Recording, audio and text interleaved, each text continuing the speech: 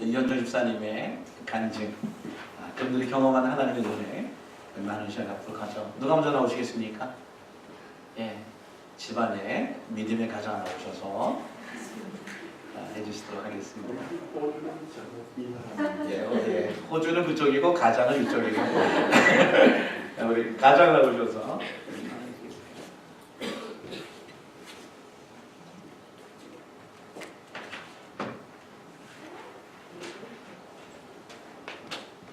참 감사합니다. 그다음에 찬송합니다. 주님의 은혜로 졸업을 하게 됐습니다. 이게 참 은혜로 졸업을, 하나님 은혜와 우리 목사님 은혜로 봐주셔서 잘 졸업했습니다.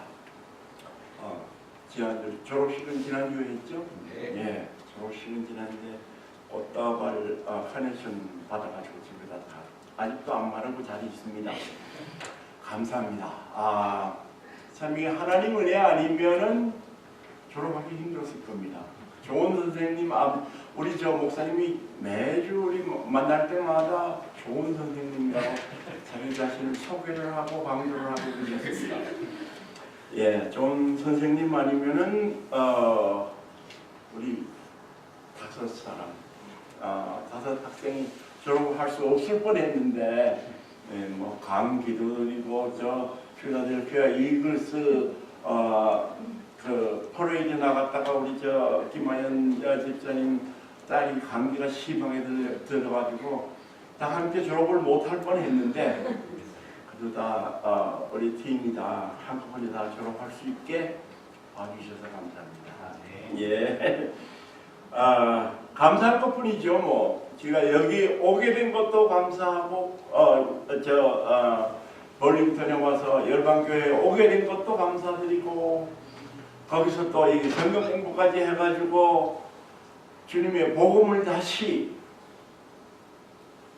재확인하고 또 주님을 영접하는, 죽음에서 생명으로 옮겨지는 그런 역사가 있는 우리 성경 공부였습니다. 주님께 영광 돌리고 감사하고 찬송할 수밖에 없고, 예, 우리 저 이동자 집사님 지지난주에 간증하시면서 born-again, 우리 하나님께서 주신 그 증거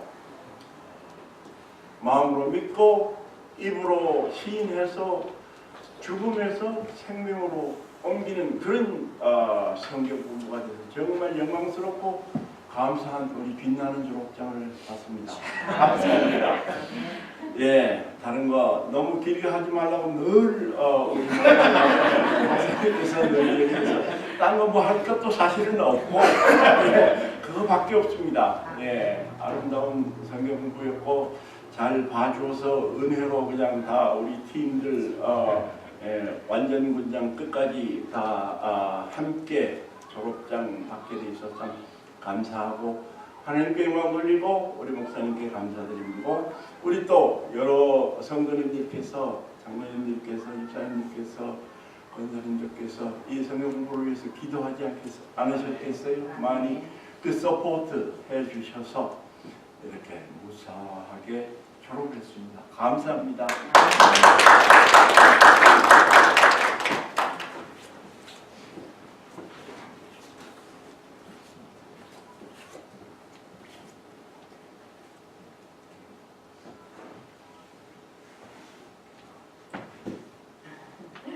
저는 이런 데 나와보질 않았어요. 이렇게 나오면 이렇게 풍경이 다르니까 딴 데 같아요. 참 저도 너무나 감사해요.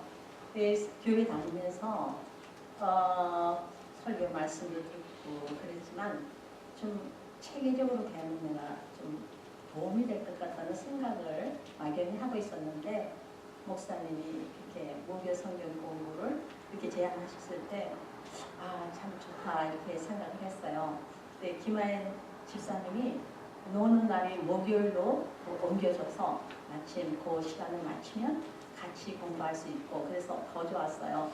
네, 공부도 이렇게 좀 분위기가 되면은 더 항상 좋거든요. 그래서 또 서건석 집사님, 또 이송자 집사님도 이제 이렇게 교회 문 닫고 말씀을 들으니까 참 좋고 그러니까 체계적으로 또 배우시면 또 좋으실 것 같고 그런 생각이 합쳐서 저희 5사람이 이제 공부를 했지요. 또 재미있었던 것은 이제 겨울이니까 교육을 출국을 나름 도서관에 가서 했어요. 도서관에 방을 얻어가지고 그렇게 하고 또 추우니까 또 우리 아연 집사님이 커피하고 스낵을 또 준비해 주셔서 아주 진짜 따뜻하고 즐거운 그런 시간이었고 아까 우리 남편이 얘기했는데 저기 좋은 목사님을 모시고 그렇게 하셔서 정말 세심한 배려와 또 그렇게 가르치시는 아주 특별한 그런 은사를 하나님이 주신 것 같아요. 그래서 참 이게 참 저희들이 도움을 많이 받았습니다. 처음에 이제 죄 문제를 시작해서 이제 구원에 이르는 데까지 저희가 이렇게 세세히 공부를 했고요. 그래서 정말 그런즉 누구든지 그리스도 안에 있으면 새로운 피조물이라. 이전 것은 지나갔으니 보라 새 것이 되었도다. 또 이런 복음에 사망에서 생명으로 옮겼느니라. 그래서 저희들의 신분이 확실하게 이제는 다르다는 거. 그래서 참 저희가 정말 영광된 하나님의 선택으로 말미암아 저희가 영광된 몸이 됐다는 거. 그것이 이렇게 알기는 알았는데 이렇게 다시 그렇게 하는 목사님께서 매주 외울 말씀을 주시고 이렇게 할 때 그런 걸 새삼 이렇게 보면서 조금 이렇게 내가 만약에 전도를 한다면 어디쯤에 무슨 말씀이 있는가 이런 것도 확인하게 되고 그래서 저희가 참 감사하고 이렇게 인도하신 성령님께서 이제 이왕에 인도하셨으니까 하나님은 알파 오메가라는 있으니까 시작을 하셨으니까 저희 5사람을 인도하셔서 이제 승리의 생활도 하게 하실 줄 믿고 또 나아가서 저희들이 헌신할 마음도 주실 줄 믿습니다. 헌신은 뭐 큰 건 아닌데도 진짜 주방에서라도 아니면 새로 오시는 분을 따뜻하게 만난다는 거 자기 하나님께서 그 믿음의 분량대로 주신 그것을 저희들이 또 사용하게 되기까지 계속해서 인도해 주실 걸 믿습니다. 감사합니다.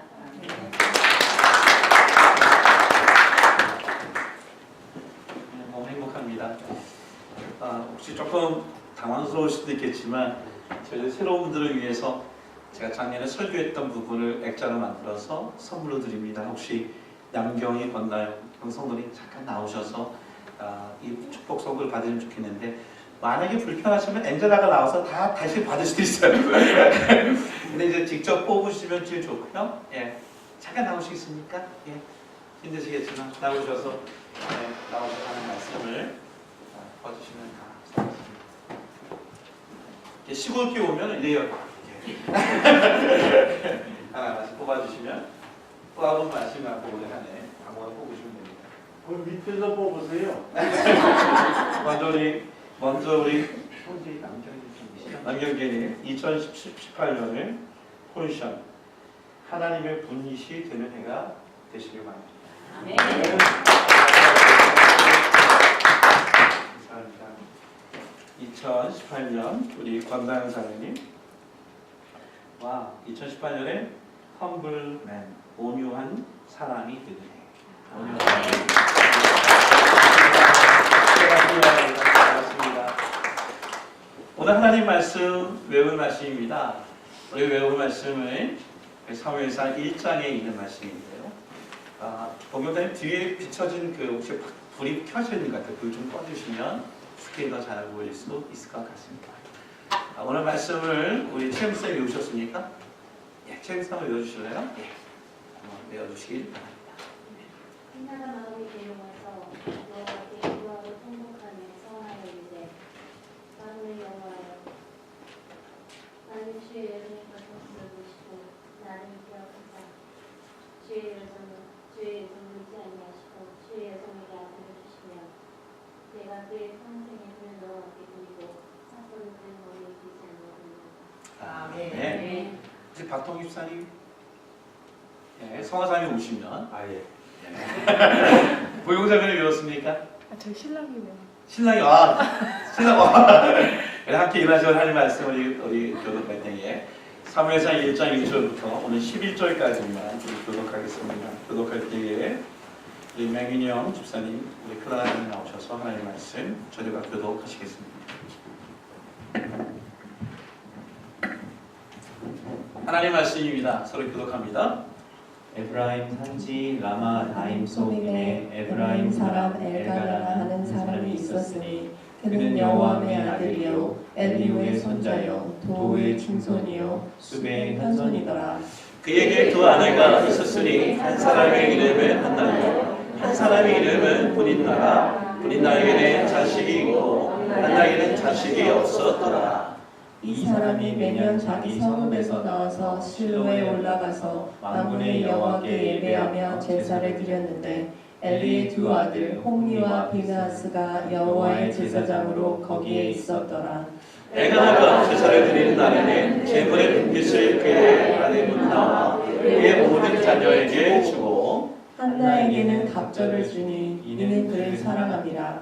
그러나 여호와께서 그에게 임신하지 못하게 하시니 여호와께서 그에게 임신하지 못하게 하심으로 그의 숙소인 브린나가 그를 심히 격분하게 하여 괴롭게 하더라. 매년 한나가 여호와의 집에 올라갈 때마다 남편이 그가 취하매 브린나가 그를 격분시키므로 그가 울고 먹지 아니하니 그의 남편 엘가나가 그에게 이르되 한나여 어찌하려 그의 마음이 슬프냐. 내가 그에게 열한 것보다 낫지 아니하냐. 그들이 실로에서 먹고 마신 후에 한나가 일어나니 그때 제사장 엘리는 여호와의 전 문설주 곁 의자에 앉아 있었더라. 한나가 마음이 괴로워서 여호와께 기도하고 통곡하며 같이 읽겠습니다. 성원에 이르되 만군의 여호와여 만일 주의 나를 기억하사 주의 여종 잊지 아니하시고 주의 여종에게 그들을 주시면 내가 그의 평생에 그를 여호와께 드리고 삭도를 그의 머리에 내지 아니하겠나이다. 아멘. 하나님의 말씀입니다. 공격해 주셔서 하나님의 여기 특성 준비해 주시고요. 우리 지난주에 있는 말씀 한번 우리 복습하고 그다음에 말씀을 전하요. 지난주에 설교 제목이 뭐였습니까? 기억나시죠? Unfalling love. 와, 예. 그 뜻은 패스트라는 뜻으로 실패하지 않는 사랑, 조건 없는 사랑을 얘기를 나눴습니다. 한번 봅시다. 자, 룻기 시대는 왕이 없다고 불편했었어요. 룻기 시대는 룻기는 어느 시대에 살았었죠? 사사 시대에 살았어요. 사사 시대. 룻기는 모압 출신 이방 여인을 선택하셔서 누구의 왕조를 만드신 거죠? 다윗의 왕조를 만들었어요. 모압 여인이 다윗의 조상이 됩니다. 나오미의 남편 엘리메덱의 이름이 통하여 이유 없는 고통이 우리에게 주어질 수 있어요. 여러분 엘리메덱의 뜻이 뭐죠? 메덱이라는 뜻은 왕이라는 뜻이고 엘리라는 뜻은 엘로힘. 그래서 나의 하나님은 왕이시다. 신약 성경의 아가페라는 단어는 구약에서는 오늘 설교 제목이 뭐죠? 헤세드라는 제목. 헤세드는 사랑이다. 헤세드 뜻은 unfailing love. 이 말씀을 증거했었습니다. 우리 이번 주 증언 제목 한번 같이 읽읍시다. 읽겠습니다. 시작. 바로 사람의 운명을 결정하는 자. 자녀의 운명을 결정하는 자. 내 인생의 운명을 결정하는 자. 그 부분을 갖고 말씀을 나누려고 하는데요. 우리 시간에 하나님께 찬양으로 마음을 봅시다. 주 안에 있는 나에게 하나님의 힘이 있습니다. 여러분 걱정과 근심이 있다면 이 시간에 주 안에 십자가 밑에 내려놓고 주의 말씀을 듣기를 원합니다.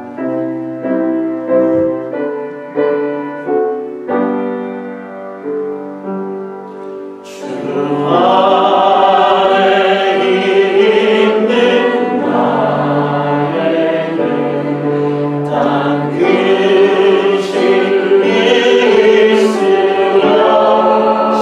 밑에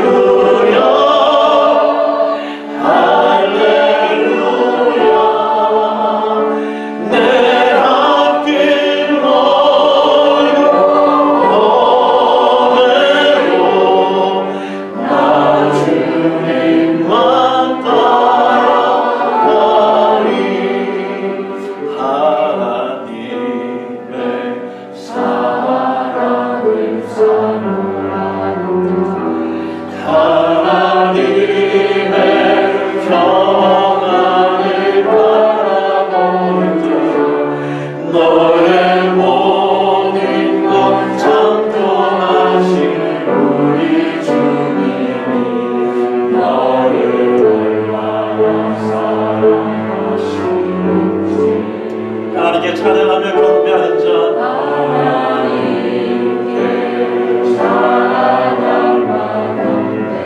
하나님의 선하심을 닮아가는 자 하나님의 선하심을 닮아가는 자 너의 모든 것 창조하신 우리 주님이 너를 하나님 사랑의 눈으로 하나님 사랑의 눈으로 너를 볼 때나 바라보시고 하나님의 찬한 귀로서 언제나 너에게 기울이시니 어두움에 밝은 빛을 비춰주시고 너의 작은 신음에도 응답하시니 너는 어느 곳에 있든지 주를 향하고 주만 바라볼 하나님 사랑의 눈으로 하나님 사랑의 눈으로 너를 볼 때나 바라보시고 하나님의 찬한 귀로서 언제나 너에게 기울이신 이 시간 하나님 우리의 기도를 들어주는 믿습니다. 하나님을 바라보기 원합니다. 하나님의 말씀을 듣기를 원합니다. 하나님 힘들고 지쳐있지만 주의 말씀을 읽게 주시옵소서. 하나님 찬양하기를 원합니다.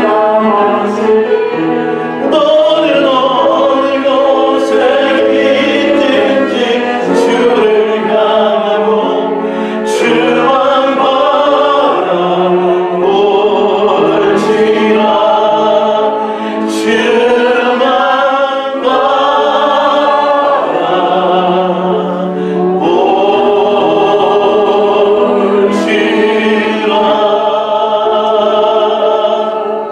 하나님 오늘 말씀하여 주시옵소서.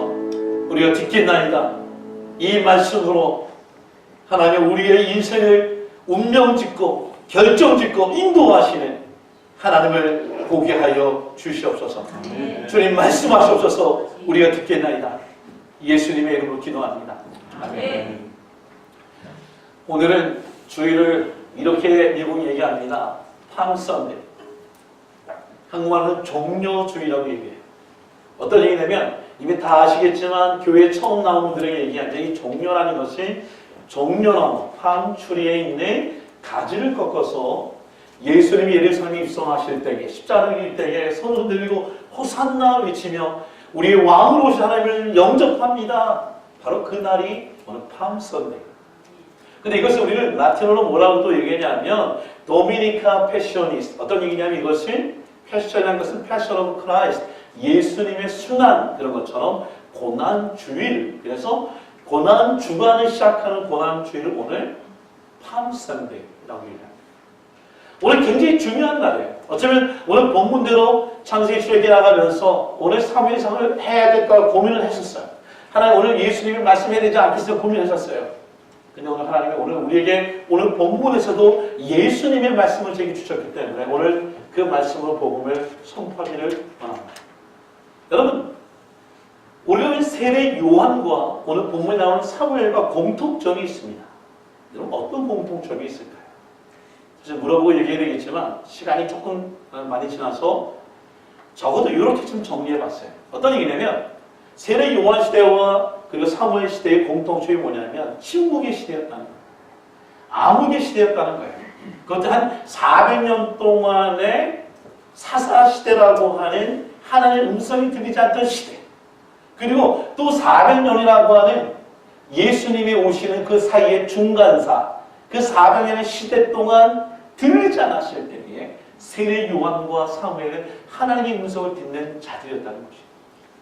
여러분 사무엘 보면 떠오르는 것이 있어요. 사무엘서 읽어보시면 아시겠지만 엘리는 못 들어도 사무엘 어린이는 하나님의 음성을 들어요. 하나님의 권능을 들어요. 그리고 사무엘이 하나님의 말씀을 듣고 그 말씀을 선포할 때마다 땅에 떨어지지 않고 다 이루어졌다 라고 얘기하시면서 침묵의 시대에 사무엘의 말씀이 살아 역사하세요. 그리고 그 무엇보다 미스바의 모든 백성을 모아놓고 우리의 잃어버린 하나님을 다시 돌아가야 됩니다 외쳤던 사람이 사무엘이었었어요. 정말 중요한 건 뭘까요? 엘리의 두 아들이 빼앗겼던 법궤, 언약궤, 그것을 블레셋에서부터 찾아온 때가 언제냐? 바로 사무엘이 하나님의 말씀을 찾아오던 해예요.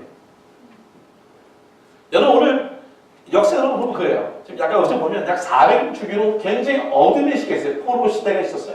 사사 시대가 있었어요. 분열 시대가 있었어요. 신구약 중간사 암흑 시대가 있었는데 암흑 시대를 끝냈던 사람이 누구냐? 바로 세례 요한이었다고 얘기하면 사사 시대의 어두운 시기를 끝났던 사람이 누구냐? 바로 사무엘이에요.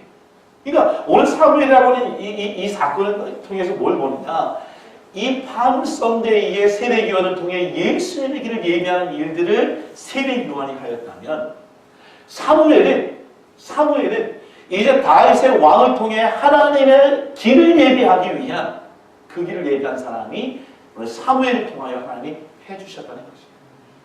여러분 똑같은 공동체에 뭐냐? 두 사람은 프로페셔널 선지자였습니다. 다만 여기는 세례 요한은 마지막 선지자예요. 그래서 예수님 시대에 가면 선지자가 있지 않고 이제 제자와 사도가 가게 되는데 마지막 선지자가 세례 요한이에요. 그러면 사무엘은 뭐죠? 마지막 사사이면서 첫 번 선지자, 첫 번째 예언자, 하나님의 말씀을 대언하는 자가 사무엘이에요. 재미있는 것은 오늘 우리가 알고 있는 세례 요한은 사가랴와 엘리사벳을 통하여서 나는 제사장이었다고 하면 사무엘은 제가 이렇게 적었어요. 입양장 제사장. 제사장이긴 제사장인데 원래부터 제사장이 아니라 제사장으로 양자 삼아 하나님께 쓰임받은 인물이었어요. 또 특별히 중요한 게 뭐냐면 세례 요한의 예수님의 길을 예비하던 자였어. 그리고 사무엘은 다윗의 길을 예비하던 자예요. 생각해보세요. 오늘 동방 박사가 예물을 들고 헤롯 성에 찾아왔을 때에 그 성이 다 발칵 뒤집어졌어요. 그 이유가 뭐냐? 유대인의 왕이 나셨다라고 하는 얘기했었어요. 생각해보세요. 유대인의 왕은 지금 헤롯이에요. 근데 헤롯이 유대의 왕에 또 왕이 태어났다 그러니까 왕이 되고자 했던 그의 마음에 두려움이 생겼던 것이에요. 여러분 이 사건이 똑같이 어떻게 일어납니까? 사사시대에 저들이 고백하기를 이스라엘 왕이 없습니다. 그래서 자기 소견대로 자기가 왕이 되던 시대예요. 그래서 다니엘에게 사무엘이 얘기할 때 하나님 저들이 왕을 원하는데 제가 마지막 사서로 저를 원치 않습니다. 저를 핍박합니다. 할 때 하나님 뭐라고 그러냐면 저들이 사무엘 너를 핍박하는 것이 아니라 저들이 나를 버려 자기들의 왕이 되지 못하게 하였다라고 얘기합니다. 세례 요한이나 사무엘은 예수님의 길을 예비하던 자들이었어요. 여러분 아비멜렉의 뜻이 뭐라고 그랬죠? 아비라는 뜻은 아바라는 뜻이에요. 그래서 기드온의 아들은 내가 아버지의 왕이다. 자기가 왕이라고 얘기했던 자들의 반면에 엘리멜렉은 뭐죠? 엘로힘의 약조죠. 하나님이 나의 왕이다. 내가 하나님을 왕으로 섬겨야 시대에 자기가 왕노릇하던 그 불행한 시기가 사사기였는데 그 시대를 종식시킨 사람이 사무엘이었어요. 여러분 성경을 읽다 보면 지금 3회상부터 11개까지 읽을 때에 왕들의 얘기입니다. 그래서 사무엘 상의 9장부터 보면 아까 이런 사울의 얘기가 쭉 진행이 되다가 사무엘 하 가면 다윗의 얘기가 시작이 되고 11개 상에 가면 솔로몬의 얘기가 시작되고 11개 하 가면 왕의 분열로 서로 싸운 얘기가 나오는데 사울과 다윗과 솔로몬이 이어지는 그 왕의 길을 얘기한 자가 누구냐? 바로 1.8장의 내용의 사무엘. 제가 그런 얘기를 했었어요. 김영 전사님일 때. 제가 지난번에 이 세례 요한의 성경과 세례 요한은 참 좋다. 근데 김리용 전사님이 사도 요한인 줄 알았더니 존이잖아요. 오자마자 이름 지기에 영어 이름이 존이에요. 그래서 사도 요한인 줄 알았더니 그래서 저는 세례 요한을 줬답니다. 그래서 성경 공부가 그게 뭐냐면 세례 요한이 목을 베었더라. 그래 읽어줬어요 내가. 당신은 목을 벨 수도 있어. 그럼 그 주간에 제 여호수아를 설교했거든요. 근데 그 다음에 성경 공부 뭐였어요? 내가 저 안전사님 오늘 성경 공부 필수하고 목사님 저 자녀가 부르시면 안 돼요. 그 얘기를 못 배우고 싶지 않은 거예요. 뭐라 그러니까 제가 결심했대. 저를 좌샤라고 불러주세요. 그래서 자기는 이제 여호수아를 듣고 여호수아의 깊은 뜻이 들어온 거예요. 근데 제가 오늘 그랬어요. 당신 오늘 설교 끝나면 다시 또 장으로 갈 것이다. 생각해보세요. 세례 요한은 광야의 성이라고 얘기합니다. 주의 길을 얘기하는 자라고 얘기합니다. 어쩌면 제가 50을 넘어 제 소원이 됐어요. 그건 뭐냐? 소리는 소리 없이 사라지는 게 특징이에요. 그가 광야를 외쳤을 때에 오직 예수 그리스도를 외치면서 자기는 사라지고 예수님만 남게 하는 자가 세례 요한이었어요. 사무엘도 마찬가지. 그는 자기가 왕으로 초대받았으니 너무나 하나님의 음성을 들었어요. 말마다 이루어져요. 법궤가 돌아왔어요. 그리고 미스바의 회개한 역사가 일어났는데도 불구하고 그는 남아에 조용하게 사라진 인물이 사무엘이 있었어요. 또 하나 그에게 아주 그 두 사람의 공통점이 뭐냐면 그에게 아주 귀한 어머니가 있었다는 것입니다. 우리가 잘 사무엘 한나가 있었고요. 세례 요한에게는 엘리사벳이라는 여인이 있었어요. 잘 생각해 보세요. 누가복음 1장 보면 마리아가 아기를 갖고 나서 둘이 죽었어요. 그래서 자기 사촌 누나 여기 엘리사벳 찾아와서 저 애기 가졌는데 동전으로 탄생이래요 라고 얘기했을 때 둘이 올 때에 그의 누나가 언니가 뭐라고 얘기합니까? 내 태중에 복이 있다 라고 얘기해요. 그래서 뭐라고 얘기합니까? 이렇게 얘기합니다. 내 주의 어머니가 내게 나왔어요. 자기가 지금 언니인데 자기 배에는 세례 요한이 있는 거예요. 그러니까 예수님의 배를 배운 그 말들 중에 뭐냐?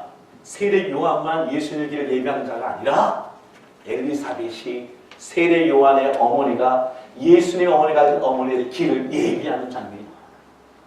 여러분 이런 어머니 그 여자에게 복이 있다. 말에게 복을 주는 자예요. 그러니까 이렇게 하나님의 길을 예비하는 어머니 밑에서 누가 자라는 거예요? 사무엘이 주의 길을 예비할 때 자기는 없어지더라도 기쁨으로 그 길을 감당했던 사람이 사무엘. 생각해보세요 여러분. 어떻게 사무엘이 자기가 왕노릇하지 않고 주의 길을 다윗의 길을 또 예수님의 궁극주의 길을 인도하는 사람이 될 수 있었을까요? 여러분 이 공통점이 있습니다. 제가 시간이 없어서 바로 지나가면 참회로 썼던 어거스틴의 어머니 모니카가 젊었을 때 방황했던 어거스틴을 붙잡아서 하나님의 성 그곳을 만졌어요. 19명의 자식이 있었던 어머니가 있습니다. 참 많죠. 그 19명 중에 15번째가 존 웨슬리의 감리교를 만들었던 그 18번째 찰스 웨슬리 바로 수잔나라고 하는 어머니를 통해 요한 웨슬리에게 하나님의 인생을 인도해 주셨어요. 바로 여기에 있는 한나라고 하는 사람이 젖을 뗀 지 그리고 이제 3년밖에 안 되는 사무엘을 하나님께 드림으로 말미암아 어떤 인생입니까? 이 아이가 내가 키우는 아이가 아니라 하나님이 키워주시고 하나님이 책임져라고 하는 이 사건의 어머니가 있었기 때문에 사무엘의 역사가 바뀌게 된 것이죠. 여러분 한나의 믿음이 뭘까요? 하나님 말씀 읽겠습니다. 시작. 엘가나는 라마의 자기 집으로 돌아가고 사무엘은 실로 제사장 엘리 앞에서 여호와를 섬기니라. 3살 때 사무엘을 엘리에게 갖다 줍니다.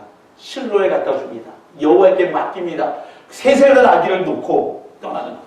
김보경 집사님, 주한이가 몇 살이에요? 3살, 한국 나이로 3살입니다. 한국 나이로 3살, 미국 나이로 2살. 왠지 모르게 사무엘과 연결시키고 싶은 제 욕망. 3살 된 아기를 맡길 수 있어요? 띄워놓을 수 있어요? 쉬운 일이 아니죠. 띄워놓은 거예요. 하나님께 위임 만나는 내 아기가 아니라니까. 보세요. 여기는 라마라는 것을 계속 사무엘상에 있다 보면 사무엘의 고향이에요. 계속 라마를 중심으로 해놨는데 라마에 머물지 않고 실로에 맡기는데 실로에 맡기는 이유가 뭐냐면 첫 번째 법궤가 있었던 성소가 실로. 그 실로에 맡기는 거예요. 여러분 이 맡긴다는 것이 너무나 기가 막히지 않습니까? 생각해 보세요.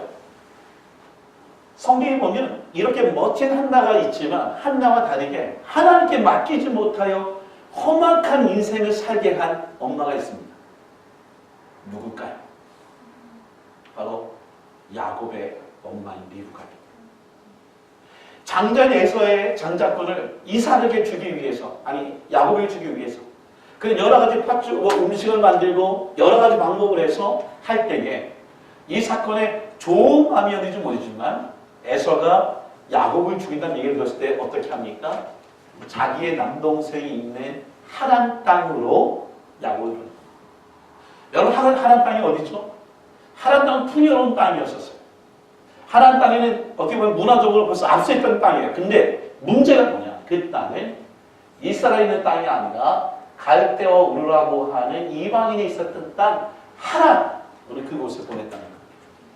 그러니까 어떤 사람이 영적인 실로에 보내는 사람이 있는가 하면 리브가가 하란에 보내면서 르비딤을 품게 되고 그가 이집트에 왔을 때 고백한 게 뭐냐면 내가 험악한 인생을 살았습니다 라고 고백하게끔 했던 그런 안타까운 상황도 있었다는 것이죠.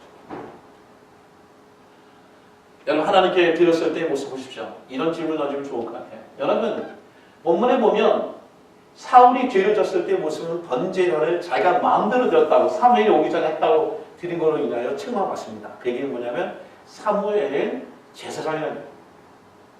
그럼 사무엘은 어느 지파 출신일까요?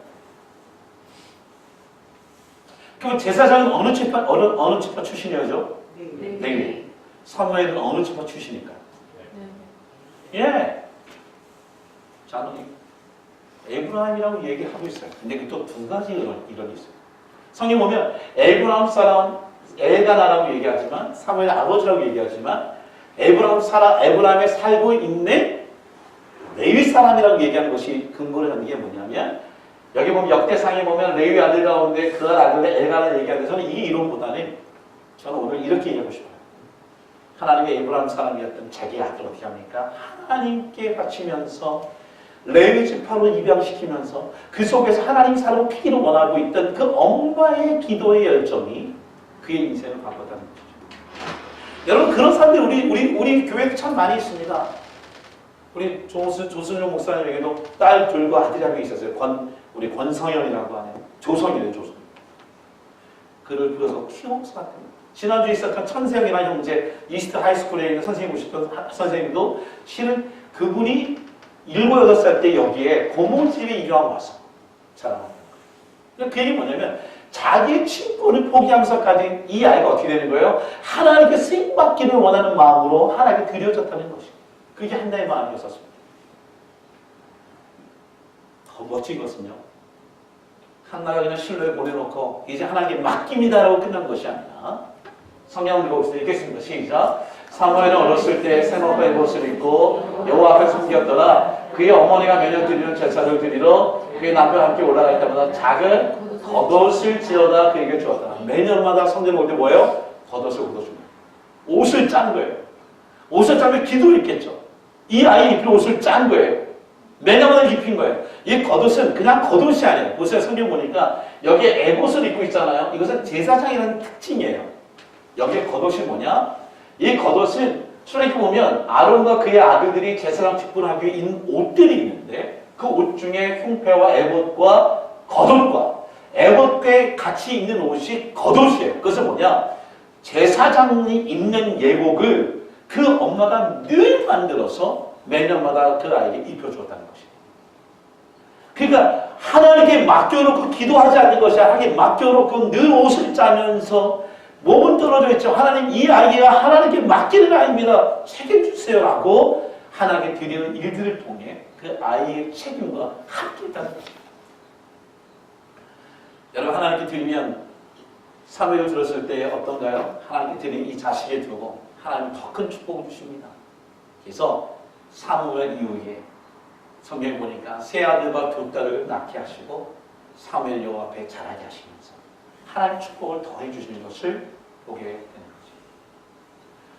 여러분 생각해 보세요. 어떻게 한나는 어린 사무엘을 실로로 떠나보낼 수 있을까요? 어떻게 이 한나를 하나님께 맡길 수 있을까요? 자기 자식을 이렇게 포기할 수 있을까요? 여기는 아주 중요한 비밀이 있어요. 그것은 뭐냐? 한나가 했던 하나님이 했던 기도였었어요. 어떤 기도입니까? 오늘 본문에 나온 것인 것처럼 한나가 기도할 때에 아기가 없어서 기도할 때에 그가 통곡하며 서원하여 이르되 주의 여종을 고통에 돌보시고 그 잊지 마소서 주의 여종이 아들을 주시면 그를 여호와께 드리겠습니다라고 하는 이 서원 기도 때문에 그 아들을 드릴 수 있었던 거지. 우리는 그런 얘기해요. 하나님, 우리 아이들은 내게 하나님 겁니다고 얘기합니다. 근데 온전히 드리지 못해요. 흔들려요. 넘어져요. 쓰러져요. 하나님께 맡긴다고 해놓고 걱정은 우리가 해요. 여러분, 기도의 종류가 한 5가지가 있어요. 서원석 집사님 생명사 공부했던 실력을 좀 발휘하셔서 기도의 종류 5가지 기억하고 계십니까? 찬양, 찬양, 감사, 감사, 회개, 회개, 간구, 간구, 중무. 중보. 70 이상은 안 쳐도 되지만 70 이하는 다 치세요. 다시 한번. 5가지 종류가 있어요. 그럼 여기 소원 기도는 뭐냐? 소원 기도는 간구한 것에 더 간절한 간. 하나님, 이거 아니면 안 됩니다. 인생을 살다 보면 그럴 때가 있어요. 인생에 두고 보면 내가 간구해도 안 되는 상황이 닥칠 때가 있어요.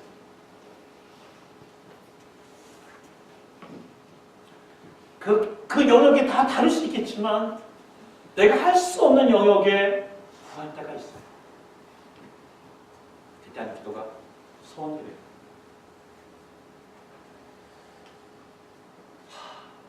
소원 기도를 드릴 때에 저는 이제까지 갖고 있는 철학은 뭐냐면 웬만하면 소원하지 마세요. 공감되죠? 김지현 전사님이 부모님이 진영이라는 이름 짓고 소원하시는 바람에 물론 잘한 척을 하고 되지만 그래서 소원에 대해서 제가 한 번도 설교한 적이 없어요. 근데 오늘 시편의 15편 말씀에 제가 힘을 얻었어요. 성경이 이렇게 얘기합니다. 뭐라고 한번 읽어보세요. 시작. 그의 마음에 소원하는 것은 해로울지라도 변하지 아니하니라. 해롭다는 얘기는 힘들더라도 어렵더라도 지치더라도 내가 소원하는 것을 지켜라 라고 얘기하는 거예요. 이게 강요가 아니에요. 뒤에 보니까 이런 말씀이 나와요. 읽겠습니다. 시작. 이런 일을 행하는 자는 영원히 흔들리지 아니하리라. 하나님께 내가 소원했을 때에 소원의 힘들지 모르고 내가 포기하고 싶지 모르지만 아예 안 하고 간구하지 않고 기대하지 않고 하나님께 의뢰하지 않는 것 자체의 사람보다는 흔들리지 않은 인생을 살 수 있도록 만들어 주시겠다고 약속하고 있는 거죠. 사무엘이 소원한 적이 있습니다. 이런 죄를 짓지 않겠습니다라고 제가 결코 반드시 소원한 것이 있습니다. 그 내용이 뭔지 아세요? 보고 배우는 거예요. 예, 최현mil사님. 그게 뭐냐? 나는 너희를 위하여 기도하기를 시키는 죄를 여호와 앞에 결단코. 그러니까 그리고 이 서원 때문에 어떻습니까? 그 자신이 평생에 기도하는 일에 매진하며 흔들리지 않게 그가 그냥 라마라는 곳에 자기가 고향 돌아가면 자기는 사라질지라도 다윗의 조상인 다윗의 예수의 조상인 다윗을 이끌어내는 데 있어서 불편이 없는 흔들리지 않는 일을 갖게 된 것이죠. 제가 지난주에 박광석 목사님의 아드님의 목사 한 소식을 했습니다.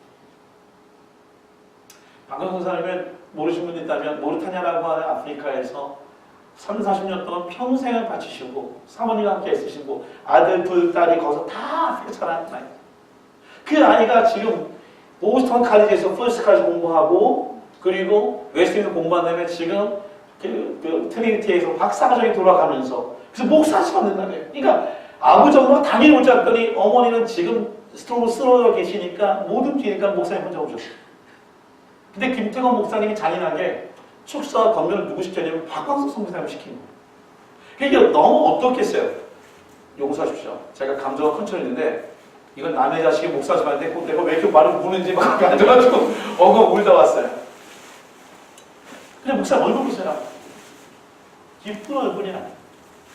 왜 그러냐면 목사님은 이 아들이 그가 비즈니스 경영 전공했어요. 그래서 대학을 졸업하면 MBA 가서 그 돈으로 부모를 잘 섬기겠다고 했던 아이였었어요. 근데 졸업식에 딱 부스터까지 졸업식 왔더니 이놈이 뭐라 그러냐면 아빠 할 얘기가 어제 밤새 얘기하는데 뭐냐면 왜 그랬더니 저희가 하나님의 콜링을 받아서 신앙을 가겠습니다라고 얘기합니다. 성교사님이 얘기 뭔지 아세요? 가지 말라고 했어요. 가지 마. 네가 하나님께 주시는 100%의 콜링이 없으면 가지 마. 그 아이가 무슨 100% 콜링이 어떻게 100%를 얘기할 수 있겠어요? 근데 그거를 거절하고 결국 아빠 설득해서 웨스트민스터에 갔어요. 그럼 졸업한 거예요. 그 목사 안수 받고 이제 목사 안수 다 끝났어요. 다 끝난 거예요. 게임 오버예요. 이제 목사 된 거예요. 근데 목사님 나오셔서 얼굴 보시면 뭐냐면 딱 뜨는 거예요. 한 얘기가 뭐냐면 이런 거예요. 제가 세영이의 목사를 반대했습니다. 제가 그때도 100% 물어봤습니다. 내 아들이 지금 목사를 받았는데 세영이한테 꼭 한 가지 물어볼 것이 있습니다.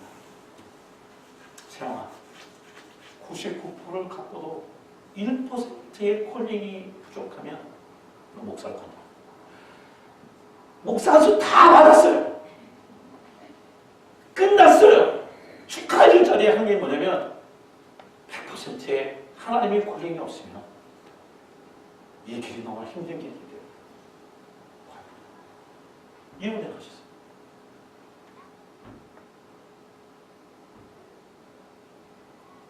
김태원 목사님 당황하시고 순서에 없던 순서를 넣었어요.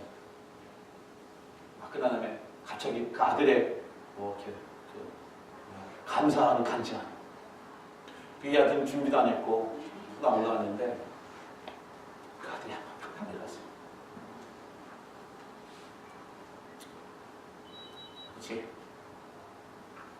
지금 100%. 지금 100%.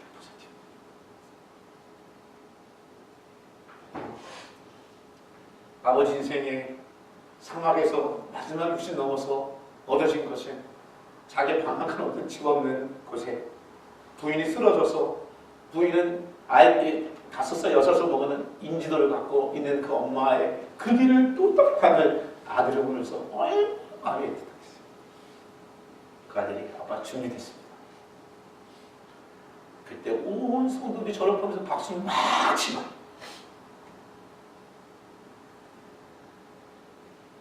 서원하는 기도에 이 얘기를 하는 거 아니라 제가 기도에 대한 오해를 풀어주고 싶어요. 어떤 기도를 원했냐?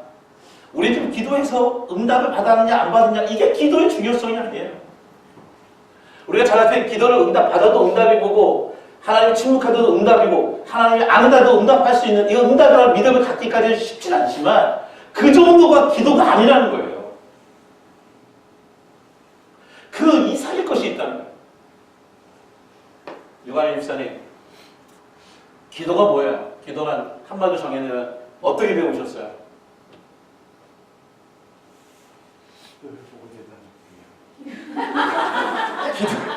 기도해보고 대답하자. 아니 우리 늘 하던 말씀인데요. 기도가 뭐예요? 우리 교회에서 배운 두 문자. 기도란 설명 안 하고 지금 독자를 시작해. 독자. 독대. 군대에서 독대가 아니라 독대. 하나님과 연전히 1대1인 거예요. 이게 얼마나 축복인지 아세요? 기도의 응답을 받는 결과가 중요한 게 아니라 내가 기도하고 있는 자체가 하나님의 축복이라는 걸 느껴본 적 있으세요?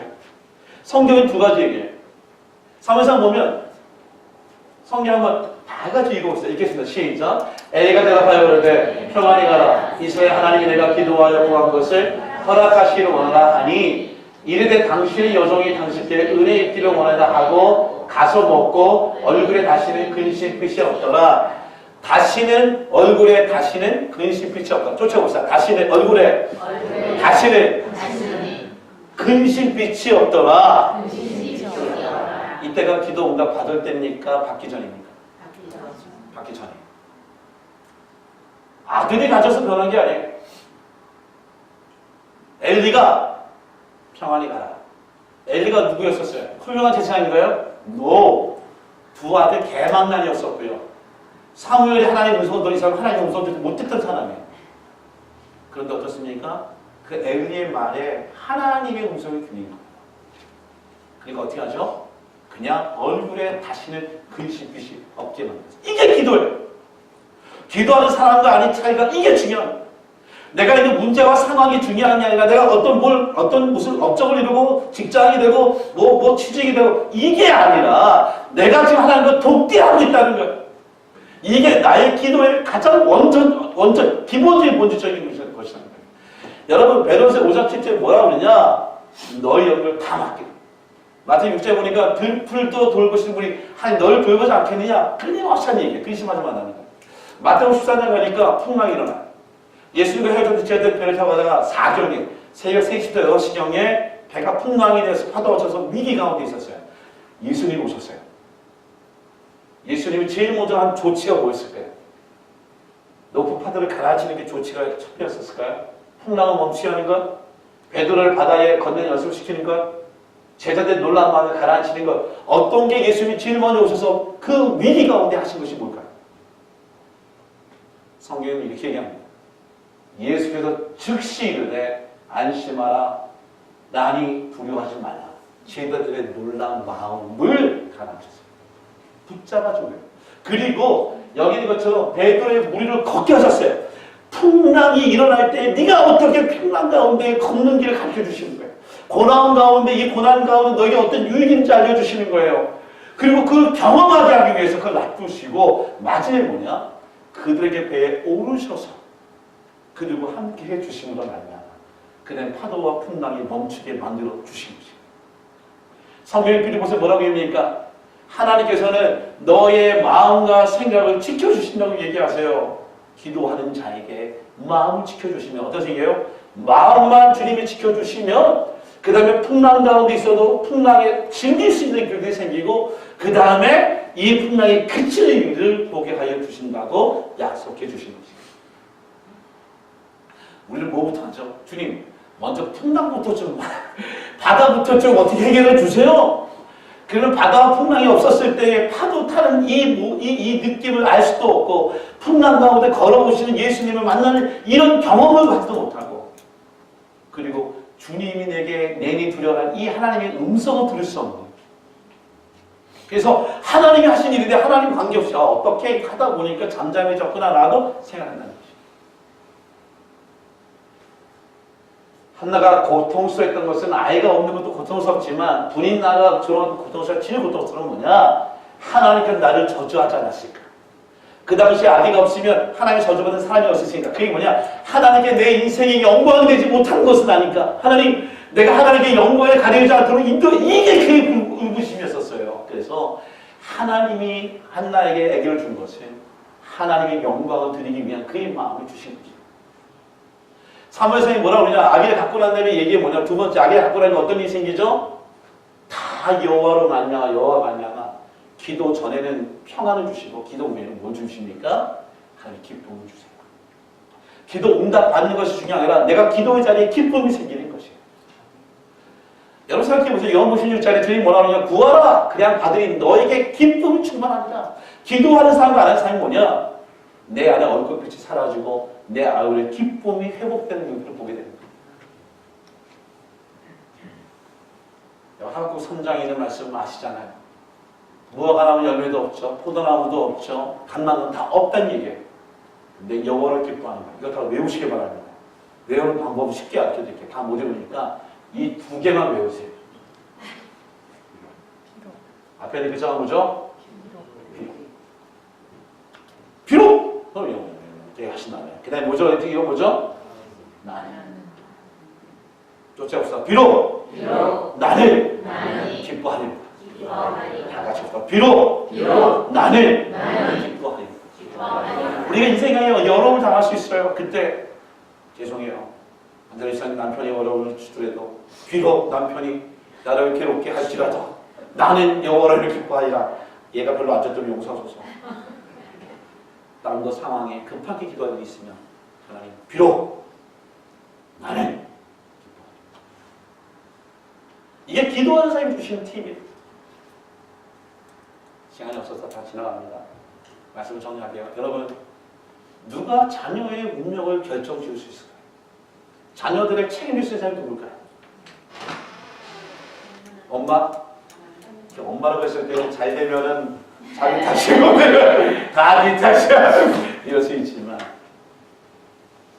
성경이 이렇게 얘기합니다. 읽겠습니다. 시작. 내가 여호와의 명령을 전한다. 여호와께서 내게 이르시되 너는 내 아들이라. 오늘 내가 너를 낳았다.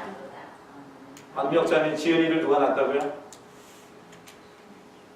대답 안 해주세요. 내가 낳는데 뭐라고 하나님 낳으셨다고 해요. 이게 중요한 거예요. 성경이 중요한 영어 1절 말씀이 뭐냐? 영접한 자 곧 기름 있는 자는 하나님의 자녀가 되는 권세주신 우리를 입양해 주신 거예요. 양자 삼아 주신 거예요. 죄의 종이었던 우리들이 하나님의 자녀가 된 거예요. 이게 하나님이 우리의 운명을 결정쳐 주는 거예요. 근데 중요한 것이 있어요.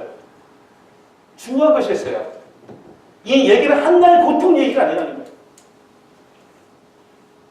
여러분 불안하게 생각해보세요. 어떤 한나의 고통이 아니라 누구의 고통이었을까요? 더 괴로운 분이 누구였을까요?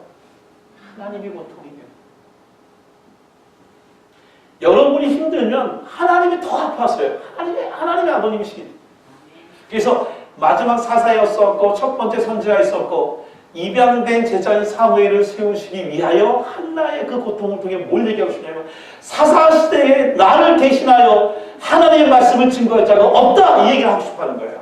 한나가 내 자식이 없다는 얘기가 아니라 하나님의 말씀을 대안할 자가 없다 이 말씀을 보여주기 위해 사무엘에 있는 한나의 고통을 우리에게 보여주셨다는 것이에요.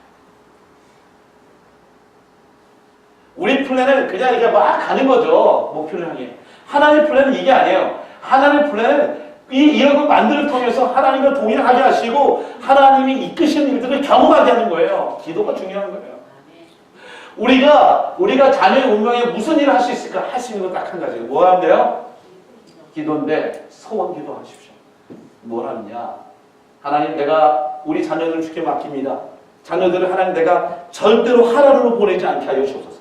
내가 실로로 보내는 부모가 되게 하여 주시옵소서. 이것이 흔들리지 않도록 인도하여 주시옵소서. 이것의 궁극적인 얘기 앞에 있는 게 뭐냐? 이 빠진 부분이 뭐냐? 이게 이거예요. 이런 자에게 뭘 주냐? 여호와의 주의 장막에 먹을 자가 누구며 주의 성산에 주의 장막에 머무는 아이들은 내가 내 생명을 두고 흔들리지 않도록 하나님께 맡겨드릴 때에 그 기도를 하나님 들으시고 책임져 주실 줄 믿습니다. 중요합니다. 박종호 목사님 전화 왔어요. 성경하는 자기에 있는 집사님을 데리고 가다가 아이를. 그래서 알겠다. 전화번호 달라고 얘기했어요. 컴플레인이 왔어요. 목사님 어떻게 됐어요? 막 물어보는 거예요. 근데 대답은 뭐냐면 아니 전화번호를 안 줬잖아. 전화번호 안 주고 나한테 계속 어떻게 됐어요? 빨리 얘기 좀 며칠 지난 얘기가 나한테 컴플레인 하는 거예요. 여러분 우리가 그럴 수가 있어요. 하나님 기도하지 않고 하나님 어떻게 된 겁니까? 해결됐나요? 기도가 너무 중요하다. 내 안에 하나님 앞에 내가 낱낱이 구할 때에 99%의 확신을 갖고 1% 때문에 흔들렸던 나의 마음, 나의 자녀들의 마음, 나의 남편에 대한, 나의 직장에 나의 운명에 대한 마음들 어떻게 합니까? 하나님 그거로 꽉 붙잡아 주시고 영원히 흔들리지 않도록 인도해 주신다고 약속해 주셨습니다. 말씀을 정리합니다. 마지막으로 고백하고 마칠게요. 제 결례를 우리 하리를 이사해 주는데 결례가 같이 이사를 도와줬습니다. 결례가 이제 5월 19일 날 졸업하니까 제가 물어봤죠. 결례야, 너 졸업하면 이제 어떻게 되니? 그랬더니 결례가 제게 기쁜 소리를 줬어요. 아빠, 저 이번에 프린스턴 신학대학에 PhD에 합격했습니다. 딱 얘기해 줍니다. 그리고 여자를 만났는데 이번에 약학대 다니는 약사를 만나게 해가지고 그 여자랑 데이트하고 있는데 올해 약혼하고 싶어 얘기하는 거예요. 그리고 교회 청빙이 왔는데 몇 군데 왔는데 아빠 어떻게 할까라고 막 얘기를 하는 거예요. 라고 얘기했으면 좋겠는데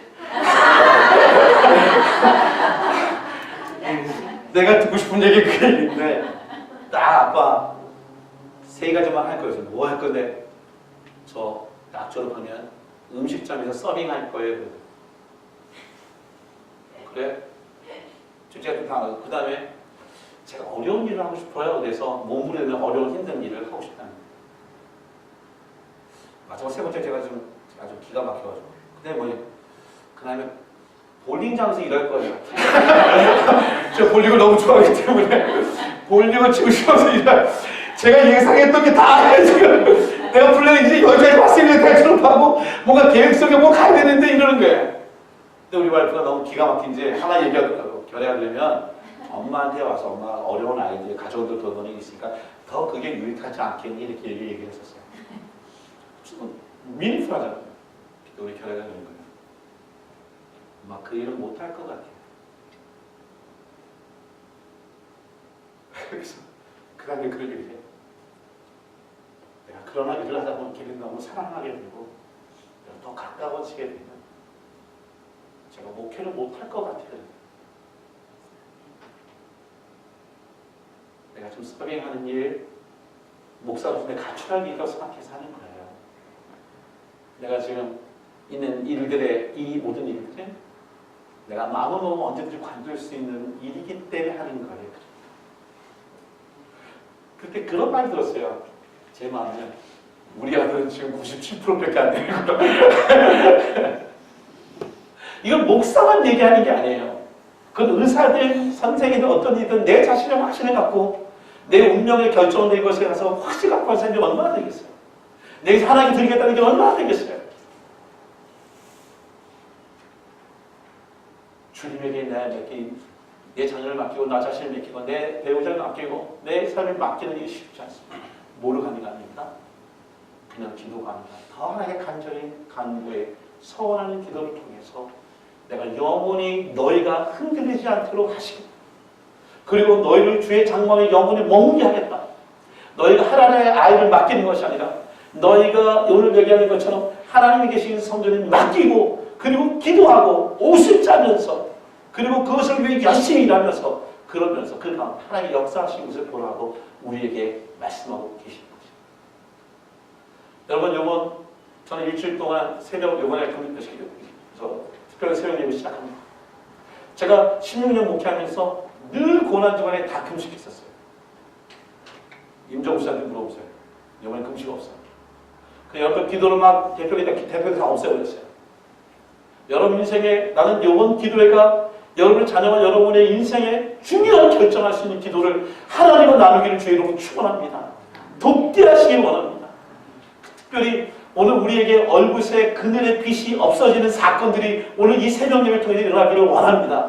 거기 뭐냐면 가서 먹고 얼굴빛에 근심이 사라졌다고 위해서 임종수한테 마지막 표현을 먹은 거 좀 해달라고 했어요.